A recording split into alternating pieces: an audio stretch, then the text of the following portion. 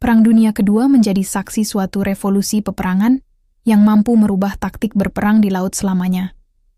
Kehadiran kapal selam U-Boat. Selamat datang di kisah pertarungan epik di Samudra Atlantik, sebuah pertempuran yang tidak hanya menentukan nasib Perang Dunia Kedua, tetapi juga membawa konsep baru dalam pertempuran di laut dalam. Di awal abad ke-20, lautan adalah panggung unjuk kekuatan. Negara dengan angkatan laut terbesar, seperti Inggris dengan Royal Navy-nya, mendominasi dunia. Mereka bisa memblokade musuh, mengamankan jalur perdagangan, dan memproyeksikan kekuatan ke seluruh penjuru dunia. Strategi klasik ini telah teruji oleh waktu, dari zaman kapal layar hingga era kapal perang lapis baja raksasa.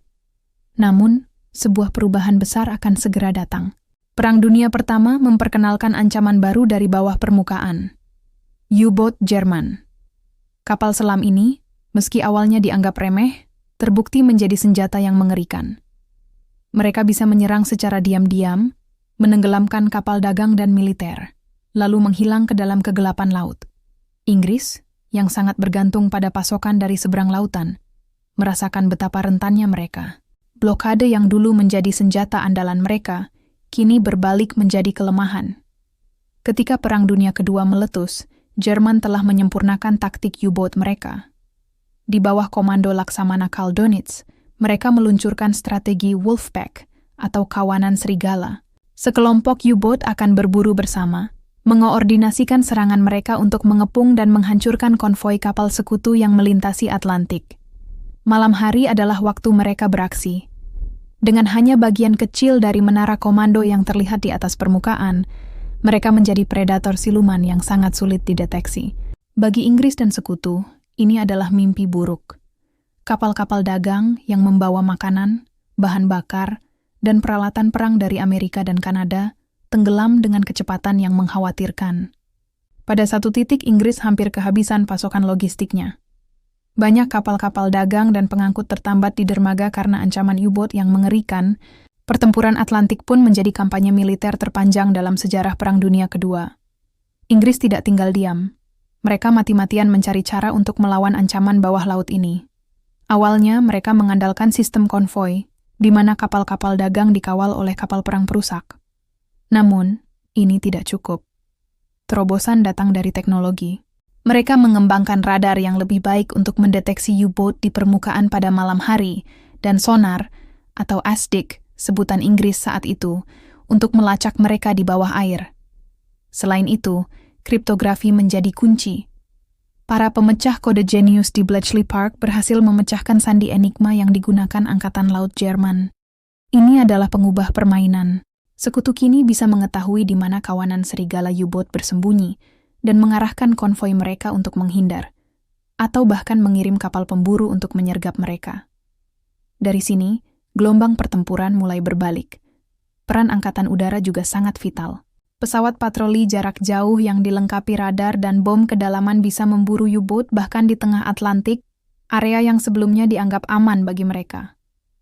Perlahan tapi pasti, sekutu berhasil menutup celah di Atlantik. Keunggulan teknologi dan intelijen ini akhirnya mematahkan kekuatan U-Boat. Kerugian Jerman meningkat drastis, dan ancaman terhadap jalur pasokan sekutu berhasil dinetralkan. Kemenangan dalam pertempuran Atlantik membuka jalan bagi pendaratan D-Day dan kekalahan akhir Nazi Jerman. Warisan dari pertempuran ini sangatlah besar. Pertempuran Atlantik membuktikan bahwa peperangan laut tidak lagi hanya tentang duel kapal perang raksasa. Perang kapal selam, intelijen, dan kekuatan udara menjadi elemen yang tak terpisahkan. Konsep pertempuran asimetris, di mana kekuatan yang lebih kecil dan lebih lincah dapat menantang kekuatan yang jauh lebih besar, menjadi doktrin utama dalam strategi angkatan laut modern. Prinsip-prinsip ini terus berkembang. Selama Perang Dingin, kapal selam menjadi platform peluncuran rudal nuklir, senjata penangkal utama. Dan hari ini, kita berada di ambang revolusi lain dalam peperangan laut. Kecerdasan buatan atau AI dan sistem otonom mulai mengambil alih. Bayangkan sebuah armada masa depan yang dikelola bukan hanya oleh manusia, tetapi juga oleh AI. AI dapat menganalisis data dari ribuan sensor secara real-time, mulai dari satelit, drone, sonar, hingga radar, untuk memberikan gambaran medan perang yang lengkap dan akurat. Ini meningkatkan kesadaran situasional ke tingkat yang belum pernah ada sebelumnya. Seorang komandan bisa membuat keputusan strategis dalam hitungan detik, bukan jam, berdasarkan analisis data yang super cepat. Algoritma prediktif dapat mengoptimalkan penempatan aset, memprediksi pergerakan musuh, dan bahkan menyarankan rute teraman untuk kapal. Sistem logistik cerdas dapat memastikan setiap kapal memiliki suku cadang dan pasokan yang dibutuhkan tepat waktu, merevolusi cara armada dikelola. Dan yang paling futuristik adalah sistem otonom. Drone bawah air dan kapal permukaan tanpa awak dapat melakukan misi pengintaian berbahaya, patroli, atau bahkan serangan, mengurangi risiko bagi personel manusia.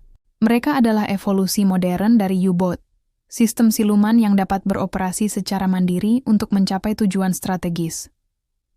Dari blokade kapal layar, pertempuran senyap U-boat, hingga otak digital AI, evolusi peperangan laut adalah cerminan dari kemajuan teknologi manusia.